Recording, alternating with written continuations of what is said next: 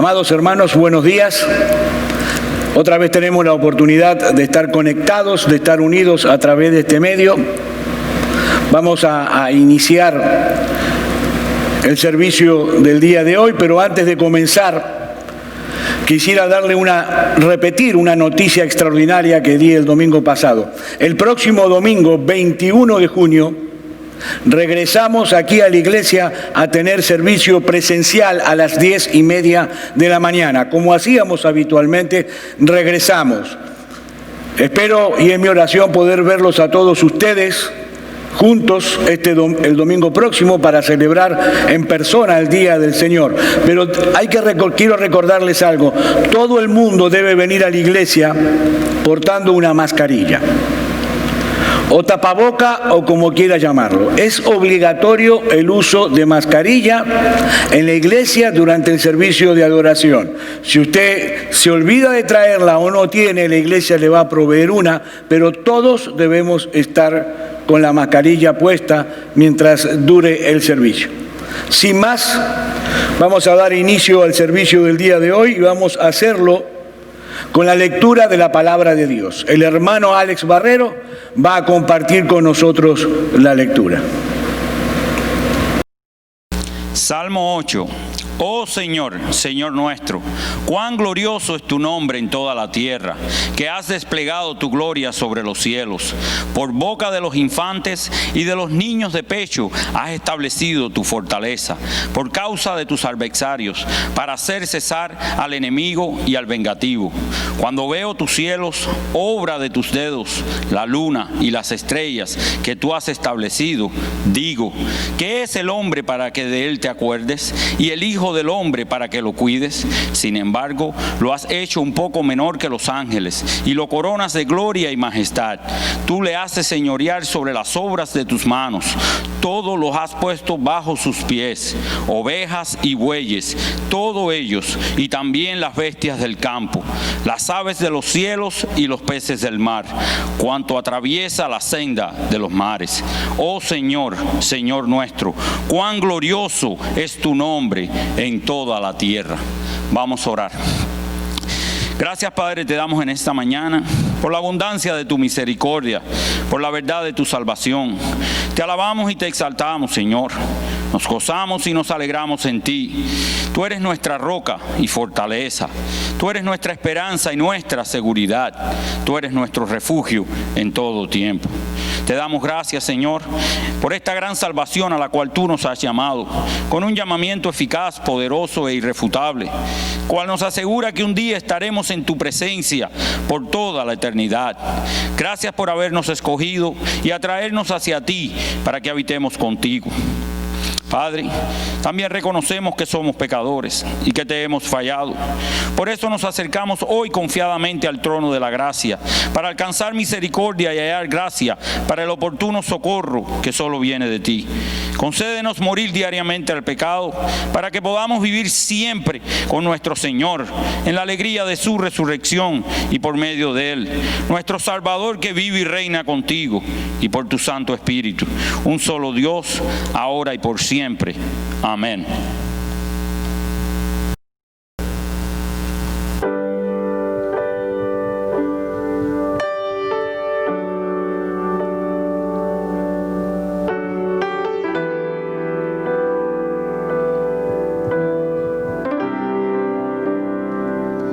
A tus pies arde mi corazón. Pies entrego lo que soy. Es el lugar de mi seguridad, donde nadie me puede señalar. Me perdonaste, me acercaste a tu me levantaste, hoy me postro a adorarte. No hay lugar más alto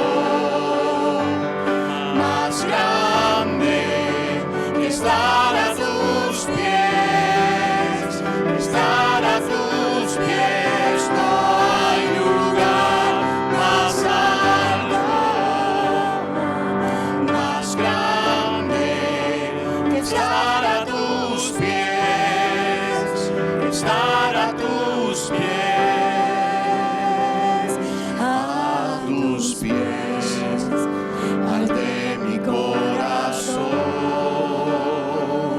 a tus pies entrego lo que soy, es el lugar de mi seguridad,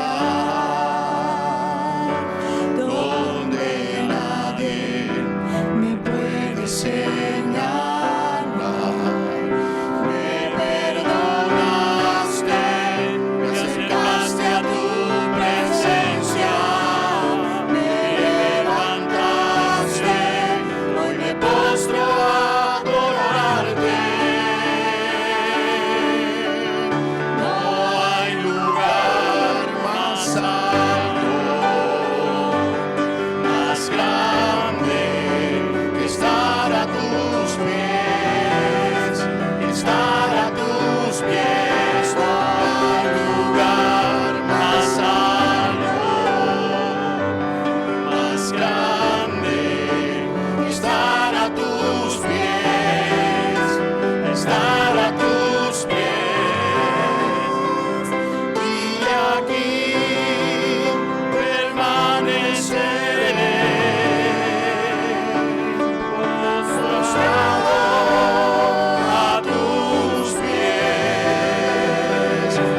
Y aquí permaneceré a los pies de Cristo. Y aquí permaneceré, postrado a tus pies. Y aquí permaneceré a los pies de Cristo. No hay lugar más alto, más grande que estar a tus pies, que estar a tus pies. No hay lugar más alto, más grande que estar a tus pies, que estar a tus pies.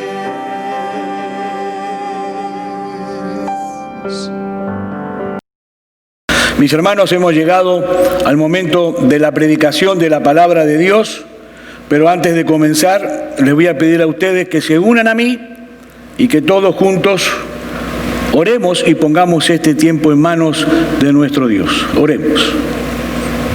Señor, te damos gracias por la bendición de poder recibir tu santa palabra en esta mañana.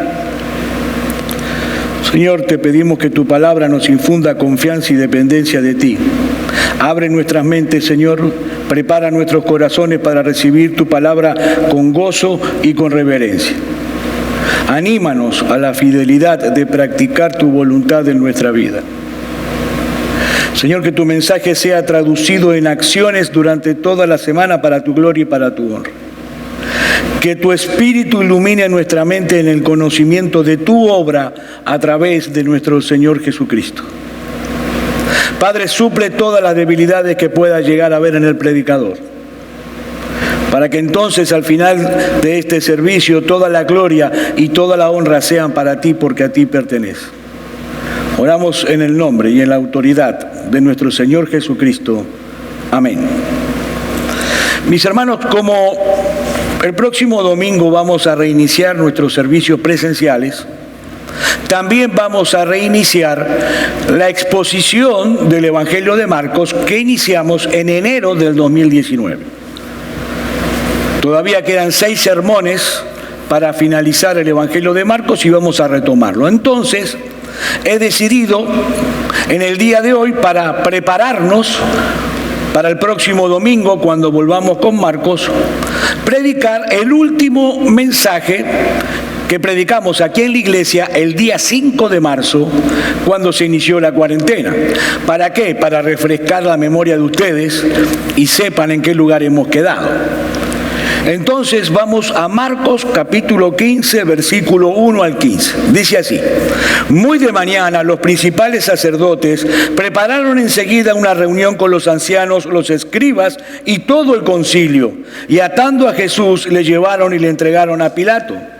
Pilato le preguntó: ¿eres tú el rey de los judíos? Respondiendo él le dijo: tú lo dices. Y los principales sacerdotes lo acusaban de muchas cosas. De nuevo Pilato le preguntó diciendo: ¿no respondes nada? Mira de cuántas cosas te acusan. Pero Jesús no respondió nada más, de modo que Pilato estaba asombrado. Ahora bien, en cada fiesta él acostumbraba a soltarles un preso, el que ellos pidieran. Y uno llamado Barrabás había sido encarcelado con los sediciosos que habían cometido homicidio en la insurrección. Y subiendo la multitud comenzó a pedirle que hiciera como les había hecho. Entonces Pilato le contestó diciendo: ¿queréis que os suelte al rey de los judíos?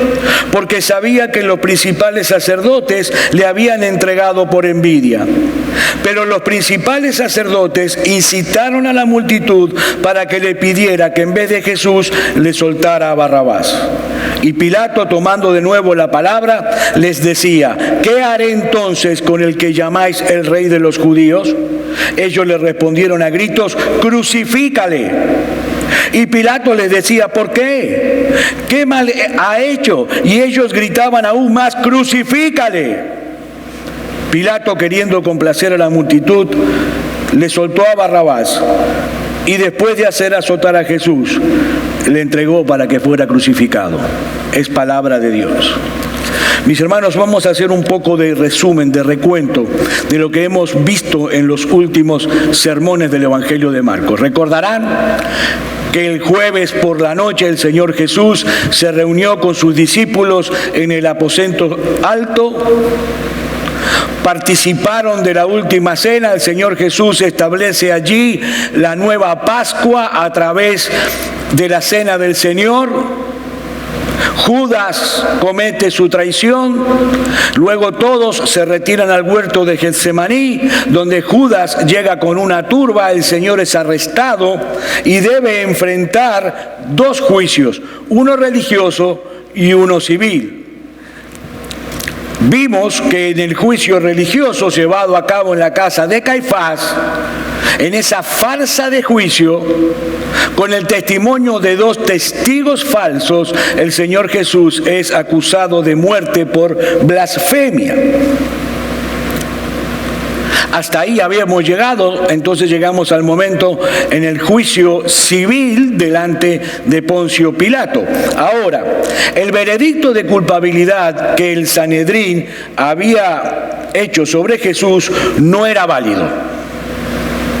Hasta que el Sanedrín completo, recuerden que Caifás había reunido a algunos miembros del Sanedrín, porque era de madrugada, eran las 3 de la mañana ya del sábado, del viernes.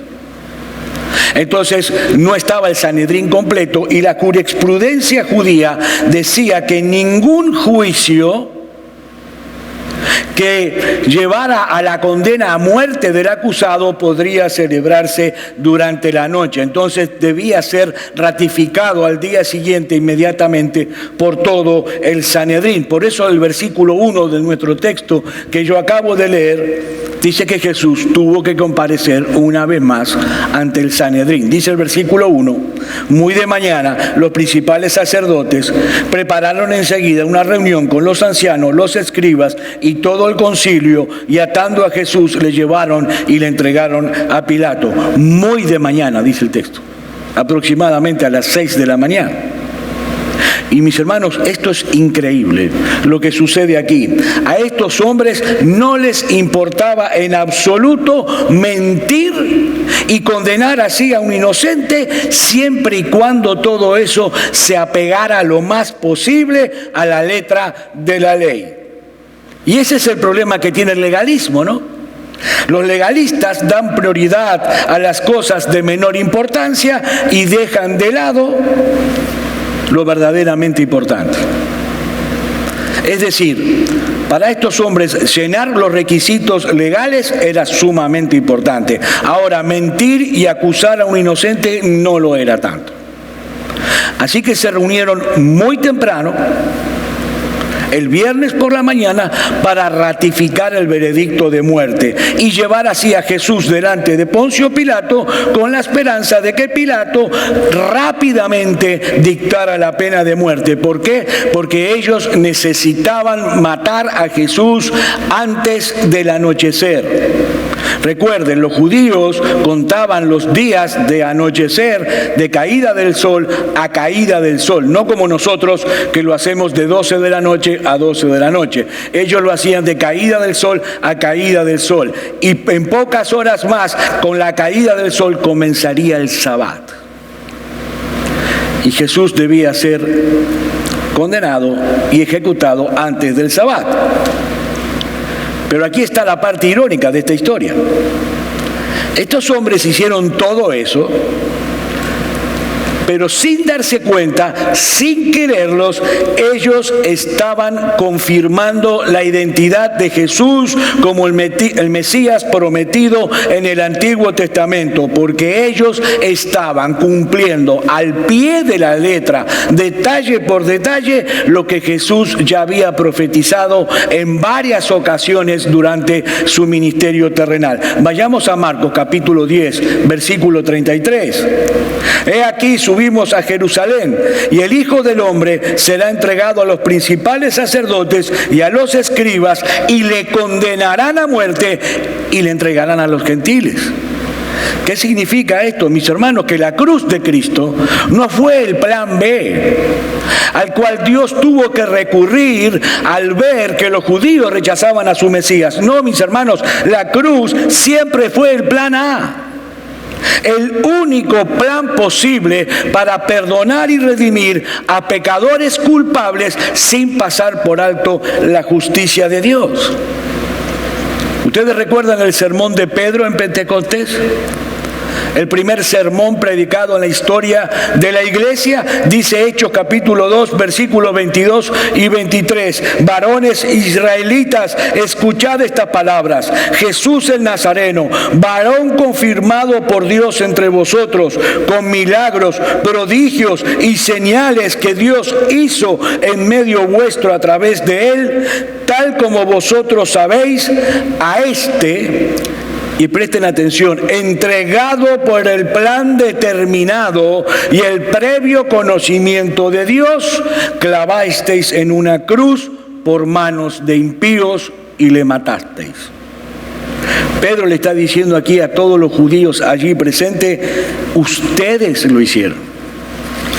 Ustedes son responsables por lo que hicieron. Pero ¿saben una cosa? Sin saberlo y sin quererlo, ustedes estaban cumpliendo el plan determinado por Dios. Y otro detalle que resulta irónico, mis hermanos, es que Marcos nos dice en este versículo 1 que ellos ataron a Jesús como un delincuente.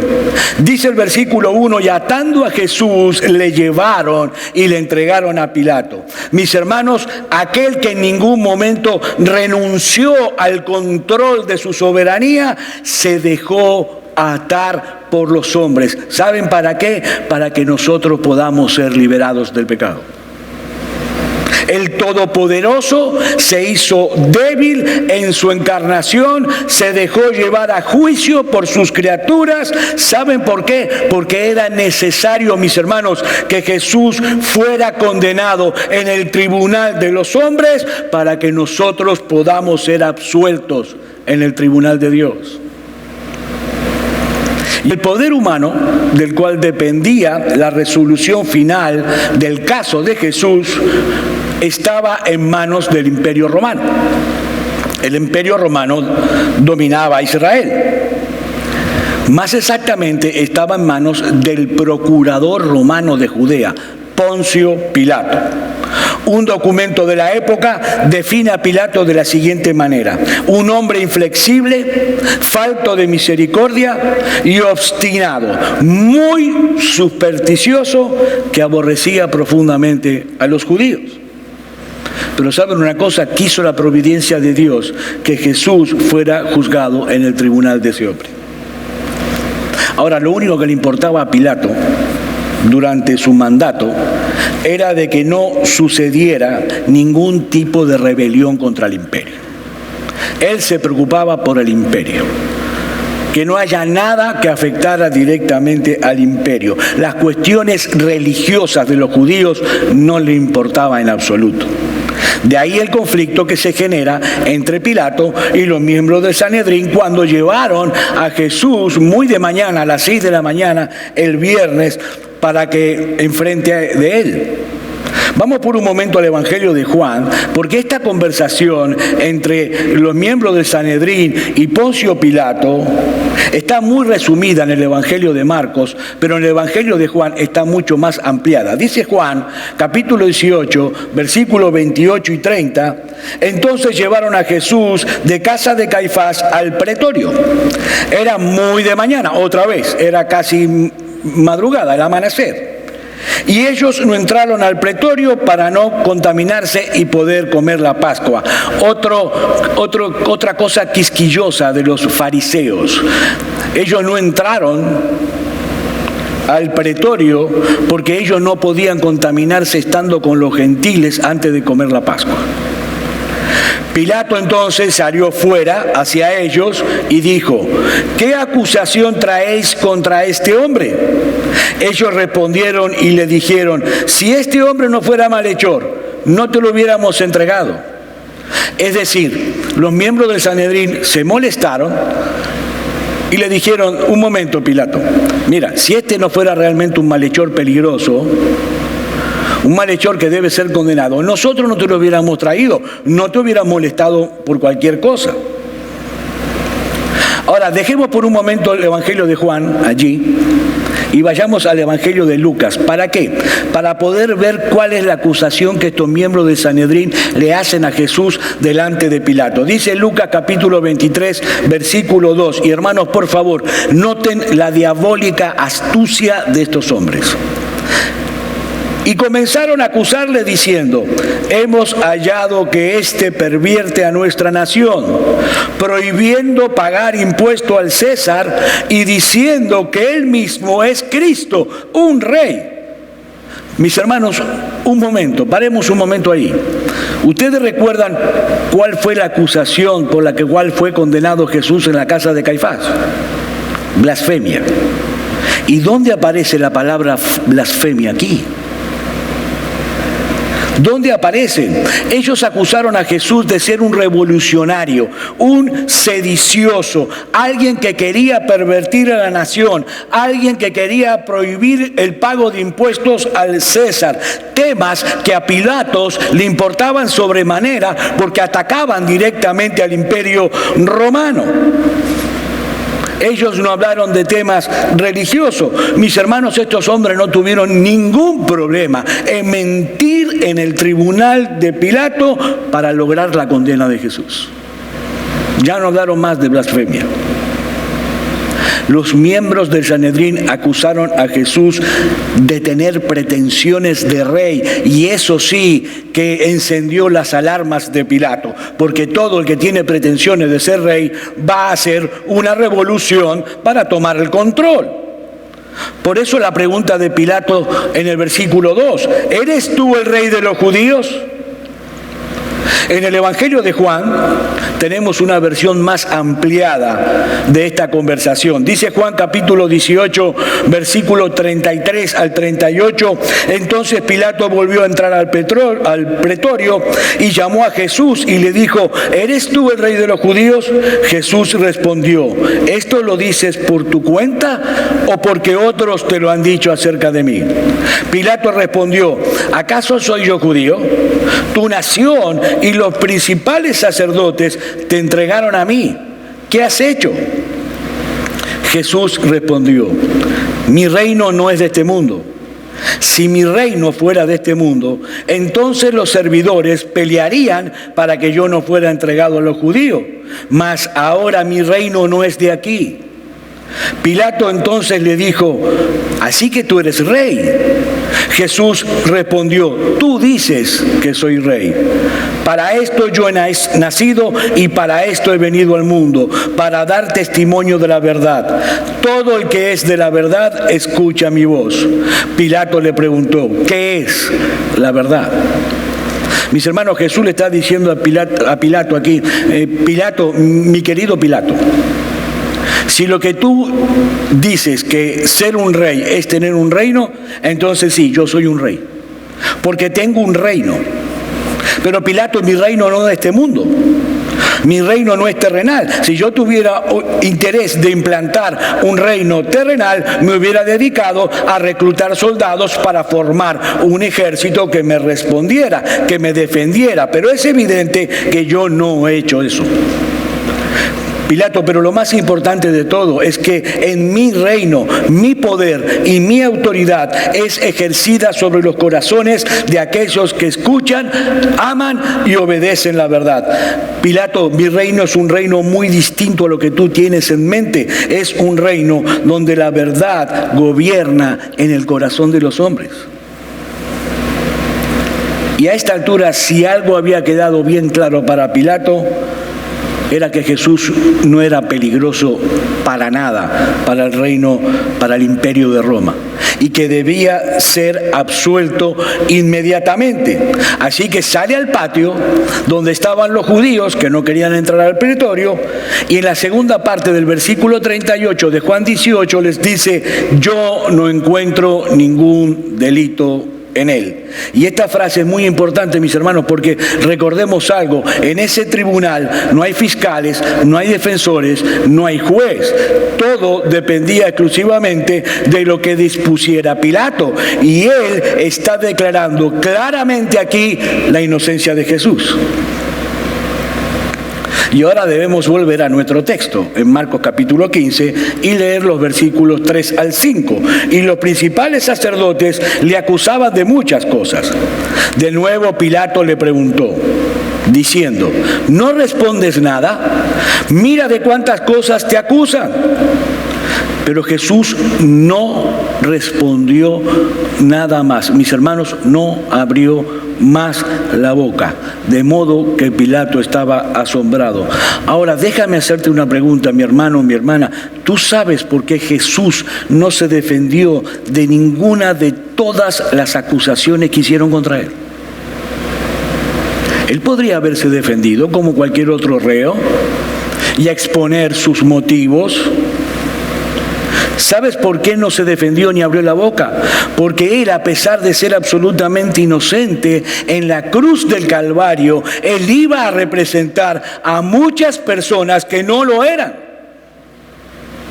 Mis hermanos, ese silencio de Jesús es sublime. Él permaneció callado y dejó que lo acusaran, mi hermano, por ti y por mí.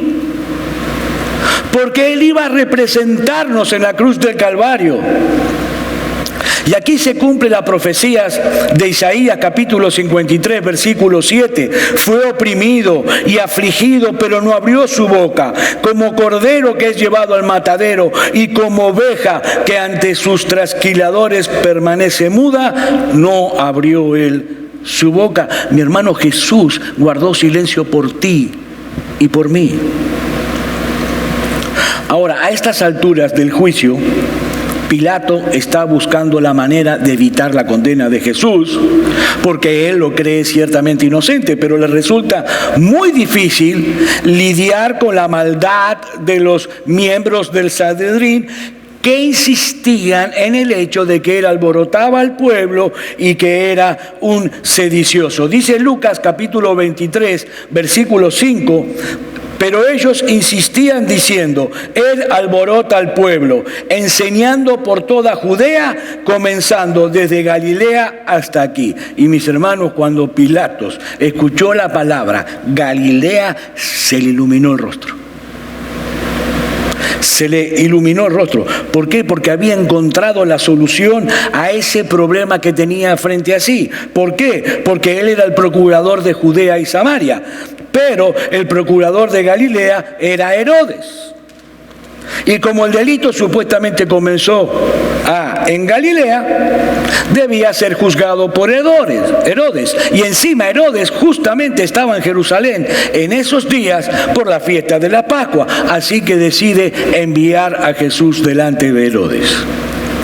Dice Lucas capítulo 23, versículo 8 al 11, Herodes al ver a Jesús se alegró en gran manera, pues hacía mucho tiempo que quería verle porque había oído hablar de él y esperaba ver alguna señal que él hiciera. Es decir, Herodes quería ver milagros. Y le interrogó extensamente, pero Jesús nada le respondió. Otra vez, él cerró su boca.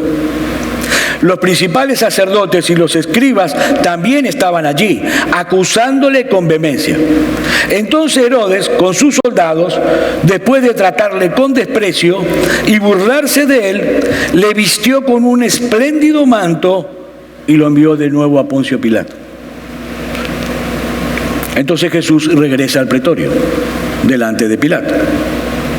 Y finalmente, y ante la insistencia vehemente de los miembros del Sanedrín, Pilato decide jugarse una última carta para tratar de salvar a Jesús de la condena, poner al pueblo a elegir entre la liberación de Jesús o la liberación de un preso llamado Barrabás, un revolucionario. Versículos 6 al 9 de Marcos 15. Ahora bien, en cada fiesta él acostumbraba soltarles un preso, el que ellos pidieran. Y uno llamado Barrabás había sido encarcelado con los sediciosos que habían cometido homicidio en la insurrección. Y subiendo la multitud, comenzó a pedirle que hiciera como siempre les había hecho. Entonces Pilato les contestó diciendo: ¿queréis que os suelte el rey de los judíos? Y obviamente Pilato hace la pregunta presuponiendo que la respuesta va a ser afirmativa de parte de los judíos, porque dicen los versículos 10 y 11, porque sabía que los principales sacerdotes le habían entregado por envidia. No porque fuera culpable, sino por envidia. Y él pensó que el pueblo iba a reaccionar, iba a pedir la liberación de Jesús. Pero los principales sacerdotes incitaron a la multitud para que le pidiera que en vez de Jesús le soltara a Barrabás. Pilato pone a elegir entre dos polos absolutamente opuestos. Por un lado Cristo y por el otro un delincuente de nombre Barrabás. Ahora, para que nosotros tengamos un poquito más claro cuál es el perfil más correcto acerca de la persona de Barrabás, en el versículo 7 Marcos nos dice que lo habían acusado de sedición, era un revolucionario que intentó levantarse contra el imperio de Roma y además era un asesino, fue acusado de homicidio. Por eso él ya estaba condenado a muerte. Es más, algunos estudiosos dicen que la cruz en la cual Cristo fue crucificado estaba reservada para Barrabás. Mis hermanos, había alguien que realmente representaba un peligro tanto para Roma como para los judíos. Ese era Barrabás y no Jesús. Eso está claro.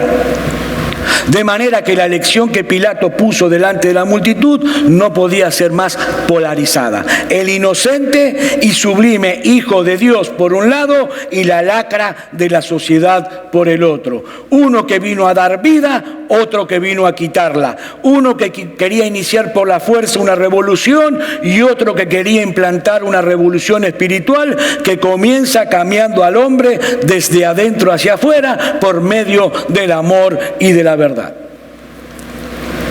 Imaginemos por un instante la escena. Trasladémonos a ese momento en el pretorio, con toda la multitud. Algo inesperado, algo impensado sucede. En un recurso desesperado para que suelten a Jesús, Pilato decide conectar ambos casos entre sí, de tal manera que la condena de uno implicaría la libertad del otro. Ahora la vida de Barrabás depende literalmente de la condena de Jesús. Ese es el punto. Pilato se había resuelto poner en libertad a Jesús. Dicen los versículos 12 al 14, y Pilato, tomando de nuevo la palabra, les decía: ¿qué haré entonces con el que llamáis rey de los judíos? Ellos le respondieron a gritos: crucifícale. Y Pilato les decía: ¿por qué? ¿Qué mal ha hecho? Y ellos gritaban aún más: crucifícale. Y esto coloca, hermanos, a Pilatos en una posición muy difícil, en un dilema muy grande. ¿Por qué? Porque el pasaje paralelo en el Evangelio de Mateo nos dice que él estaba lleno de miedo. No olviden algo, él era muy supersticioso. Se llenó de miedo al ver la reacción inesperada de la gente que prefería a un asesino antes que al Hijo de Dios. Y sumado a ello, un sirviente de él le trae un mensaje de parte de su mujer que decía: no tengas nada que ver con este justo, porque hoy he sufrido en sueños por causa de él. Y repito, como Pilato era sumamente supersticioso, al escuchar la palabra de su esposa, terminó aterrorizado. Aterrorizado porque estaba seguro que estaba a punto de producirse una revuelta popular. Así que en el versículo 15 dice: Pilato, queriendo complacer a la multitud, le soltó a Barrabás y después de hacer azotar a Jesús, le entregó para que fuera crucificado. Pero antes de lanzar este veredicto, Pilato se encargó de ratificar su propia inocencia. Dice Mateo capítulo 27, versículos 24 y 25, y viendo Pilato que no conseguía nada, sino que más bien se estaba formando un tumulto, tomó agua y se lavó las manos delante de la multitud, diciendo: soy inocente de la sangre de este justo, allá vosotros. Y respondiendo todo el pueblo, no uno o dos, todo el pueblo le dijo: caiga su sangre sobre nosotros y sobre nuestros hijos. ¡Guau, mis hermanos! Si uno pone a pensar en la historia de Israel en los últimos 2000 años, esto es para ponerse a temblar. Ellos dijeron: que caiga su sangre sobre nosotros y nuestra descendencia. Lean la historia de Israel. Mis hermanos, si algo quedó muy claro en este juicio que acabamos de ver, es que Jesús era totalmente inocente y Barrabás era culpable. Pero ¿saben una cosa? El inocente fue condenado. Y por ese extraño veredicto, el culpable fue absuelto. ¿Saben que en el más literal sentido del término, ese viernes por la mañana Jesús dio su vida en lugar de Barrabás?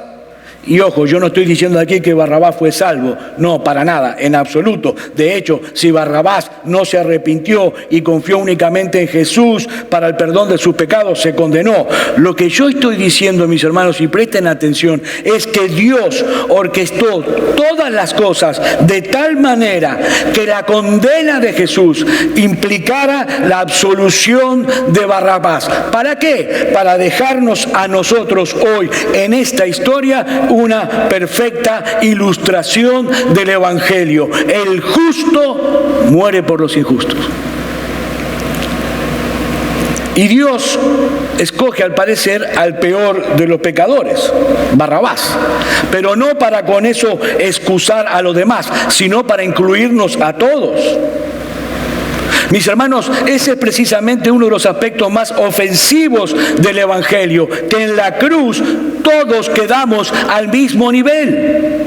La cruz es el nivelador de la raza humana, la prostituta y el religioso, el asesino y el moralista, los despreciados y los parias de este mundo, la élite social. Todos, absolutamente todos, necesitamos de la misma salvación y todos necesitamos del mismo Salvador.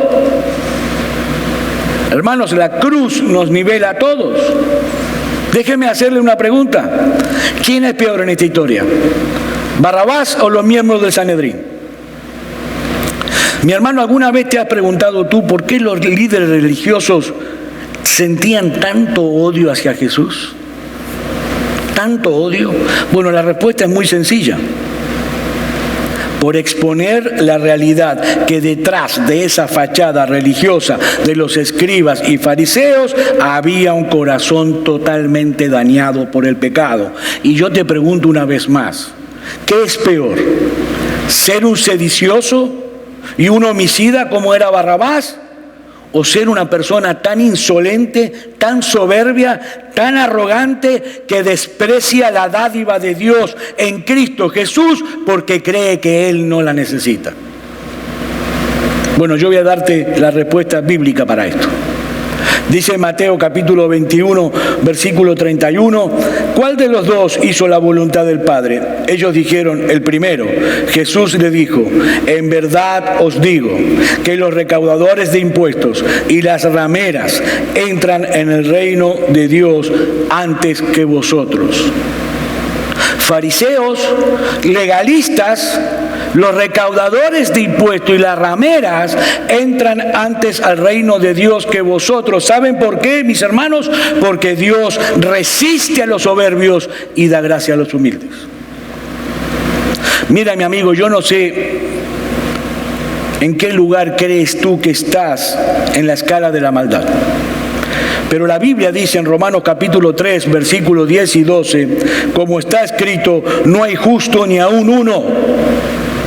No hay quien entienda, no hay quien busque a Dios. Todos se han desviado, a una se hicieron inútiles. No hay quien haga lo bueno, no hay ni siquiera uno. Mi amigo, la razón por la cual un inocente tuvo que morir en la cruz de Calvario es porque en todo el mundo entero, en lo que respecta a la perfecta justicia de Dios, no existe un solo ser humano que pueda alegar inocencia. Mi amigo, créeme lo que te digo, porque es verdad.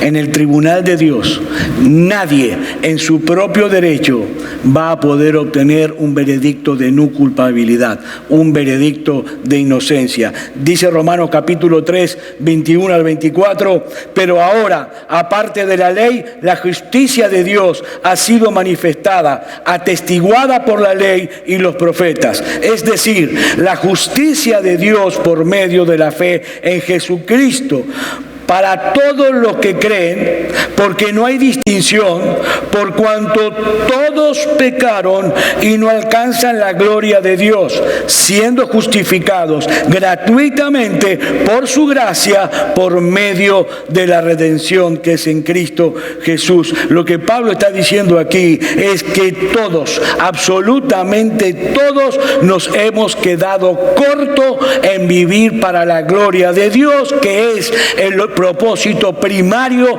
de nuestra existencia. ¿Sabes cuál es la buena noticia, mi amigo? En que todos pueden ser justificados, todos pueden ser declarados justos en el tribunal de Dios gratuitamente, por gracia, sobre la base de la muerte sustitutiva de Cristo en la cruz del Calvario. El justo murió por los injustos para llevarnos a Dios. Como decíamos hace un momento, la cruz es el gran nivelador de la raza humana.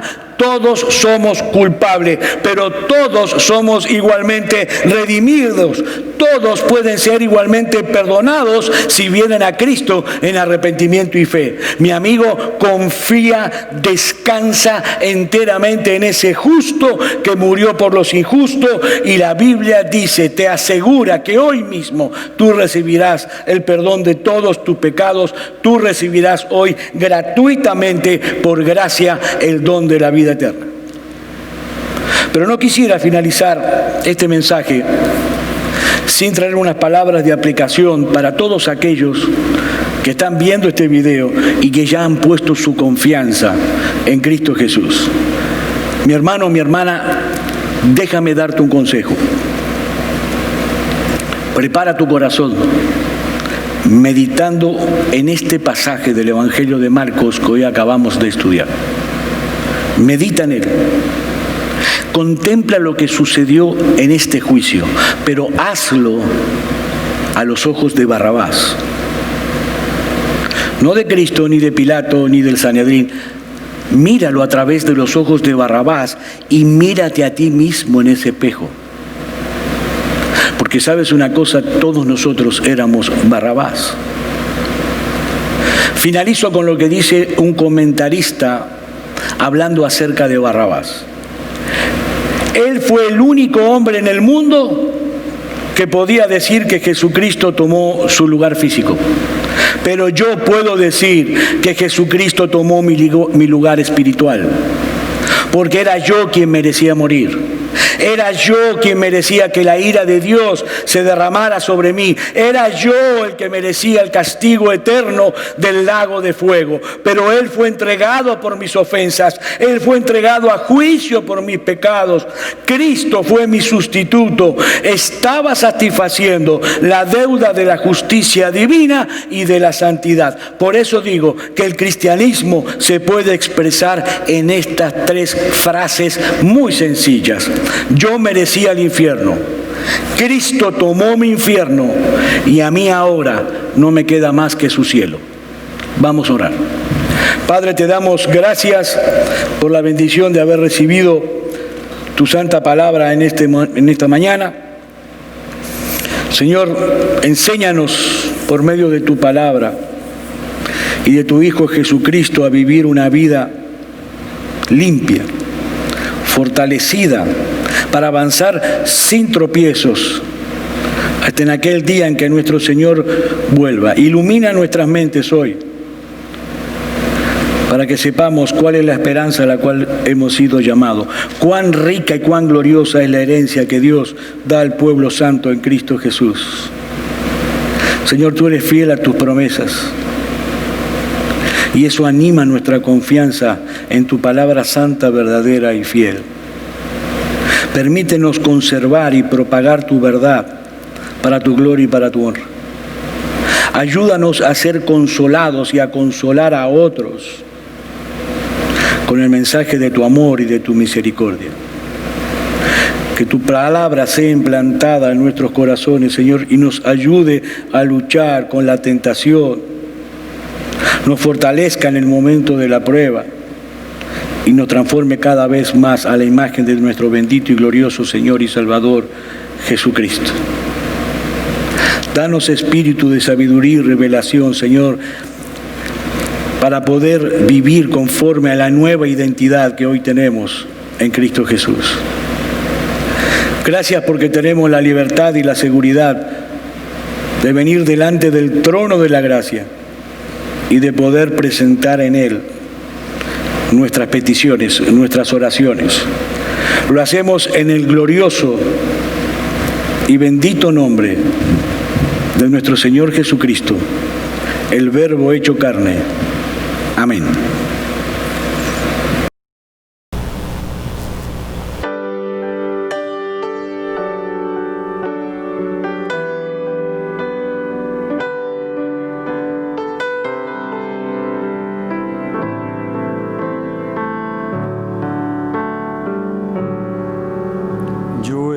El dolor acercarse a mí, causarme heridas, golpearme así, hasta llegué a preguntarme, ¿dónde estabas tú? He hecho preguntas en mi aflicción, buscando respuestas sin contestación, y hasta dudé por instante de tu compasión. Y aprendí que en la vida todo tiene un sentido. Y descubrí que todo obra para bien. Y que Al final será mucho mejor lo que vendrá. Es parte de un propósito y todo bien saldrá. Siempre has estado aquí, tu palabra no ha fallado y nunca me has dejado. Descansa mi confianza sobre ti. Yo he estado entre la espada y la pared, rodeada de insomnio sin saber qué hacer, pidiendo a gritos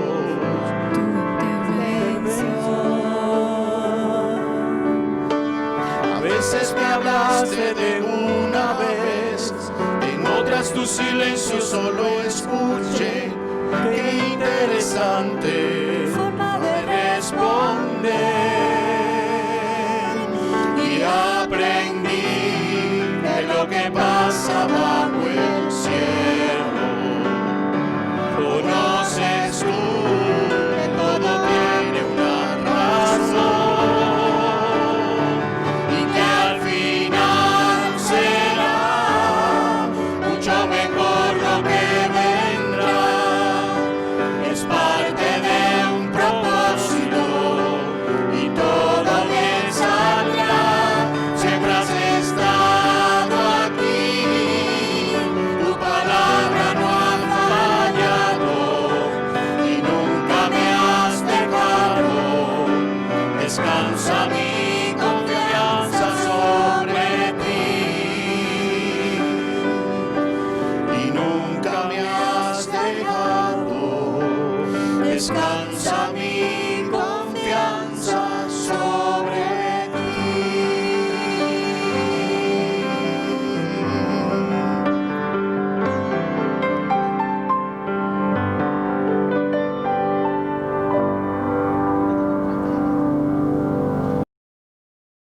Hermanos, reciban ustedes la bendición final. Paz sea a los hermanos y amor con fe de Dios el Padre y del Señor Jesucristo. La gracia sea con todos los que aman a nuestro Señor Jesucristo con un amor incorruptible. Amén. Que Dios los bendiga.